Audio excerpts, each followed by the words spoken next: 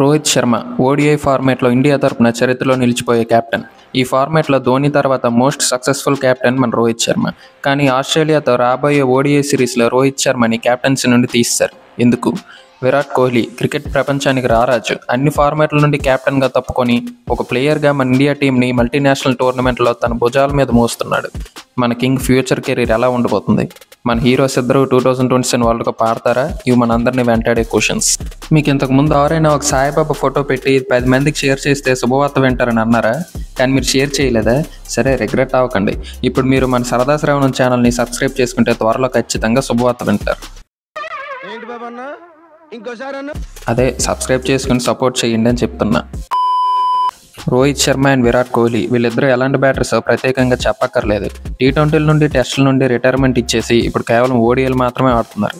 కానీ ఈ ఫార్మాట్ కూడా తొందరలో రిటైర్మెంట్ ఇచ్చేస్తారేమో అన్నట్టుంది ఇప్పుడు సిచ్యువేషన్. వీళ్ళు రిటైర్మెంట్ ఇవ్వకపోయినా మన BCA బలవంతంగా ఇప్పించేసేలా ఉంది. ఫస్ట్ మన హిట్ మ్యాన్ రోహిత్ శర్మ విషయానికి వస్తే ఇప్పుడు తన ఏజ్ 38 అయితేనే ఇప్పుడు మన హిట్ మ్యాన్ ఫిట్ మ్యాన్ అయ్యాడు కదా. దాదాపు 10 కేజీలు వెయిట్ తగ్గాడు. 2027 వరల్డ్ కప్ని ఎలాగైనా గెలవాలని కసితో ఉన్నాడు. మనోడు పిచ్లో అడుగు పెట్టాడంటే పవర్ ప్లేలోనే మ్యాచ్ రిజల్ట్ ఏంటో మనకు తెలిసిపోద్ది. ఇక క్యాప్టెన్సీ విషయానికి వస్తే ఏదో సిరీస్లను క్లీన్ స్వీప్ చేసినట్టు ICC టోర్నమెంట్ను క్లీన్ స్వీప్ చేసేయడం అలవాటు చేశాడు. ఇండియా టీంని ఒక అన్డిఫీటబుల్ సైడ్గా మార్చేశాడు. తన కెప్టెన్ అయ్యాక T20Isలో 2024 T20 వరల్డ్ కప్ అండ్ ODIస్లో 2023 ఏషియా కప్, 2025 ఛాంపియన్స్ ట్రోఫీ గెలిచాం అండ్ 2023 ODI వరల్డ్ కప్లో రన్నర్ అప్. అంటే మీ హీరో ఓడిపోయాడా? ఓడిపోయాడు. ఇప్పుడేం చేస్తాడు మీ hero? Will he give up? గాయపడిన సింహం నుంచి వచ్చే శ్వాస గర్జన కన్నా భయంకరంగా ఉంటుంది.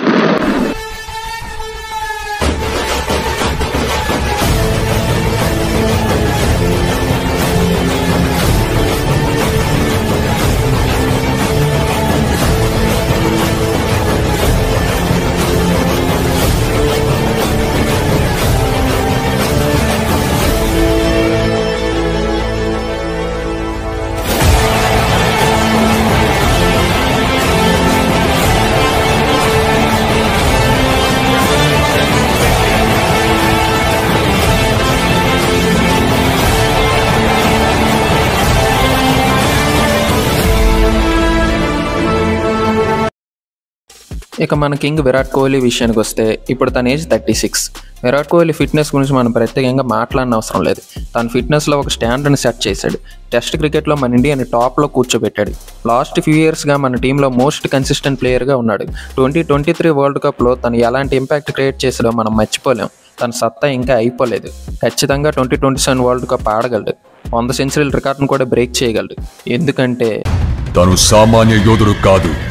తన కళ్ళల్లో సూర్యుని తేజస్సు, తన చేతిలో ఓటమి ఎరుగని విజయ ధనుస్సు. తన పేరు చరిత్ర మర్చిపోదు. అలాంటోడు మళ్ళీ తిరిగి వస్తున్నాడు అంటే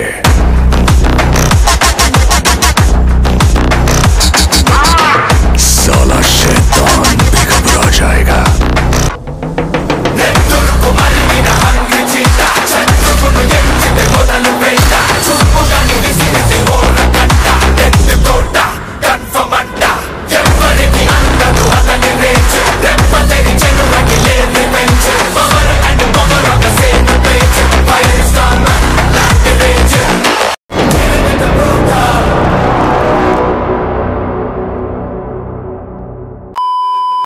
మన వాళ్ళకి ఎంత ఎలివేషన్ ఇచ్చినా తక్కువే. అలాంటి ప్లేయర్స్ ఇద్దరు.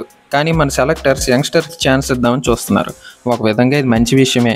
విరాట్ అండ్ రోహిత్ కూడా యంగ్స్టర్స్కి ఛాన్సెస్ వస్తాయనే T20 అండ్ టెస్ట్ ఫార్మాట్స్ నుండి రిటైర్ అయ్యారు. చీఫ్ సెలెక్టర్ అజిత్ అగార్కర్ మాట్లాడుతూ 3 ఫార్మాట్స్కి 3 డిఫరెంట్ క్యాప్టెన్స్ అంత కరెక్ట్ కాదు. 2027 వరల్డ్ కప్కి ఒక యంగ్ క్యాప్టెన్ని రెడీ చేయాలి. అందుకే రోహిత్ శర్మని క్యాప్టెన్గా రిమూవ్ చేసి శుభ్మన్ గిల్కి ఛాన్స్ ఇచ్చాం అని అన్నారు. మరి మన రోకో సంగతి ఏంటి అని అడిగితే వాళ్ళు బాగా పెర్ఫామ్ చేసినంత వరకు టీంలో ప్లేయర్స్గా కొనసాగుతారు అని అన్నారు. మన రోహిరాట్ ఫ్యాన్స్కి BCCI బిహేవియర్ చూసి వీళ్ళిద్దరిని 2027 వరల్డ్ కప్ ఆడనిస్తారా లేదా అనే టెన్షన్ మొదలైంది. ఇవాళ యంగ్ క్యాప్టెన్ని రెడీ చేయాలి అని రోహిత్ని క్యాప్టెన్సీ నుండి తీసేశారు.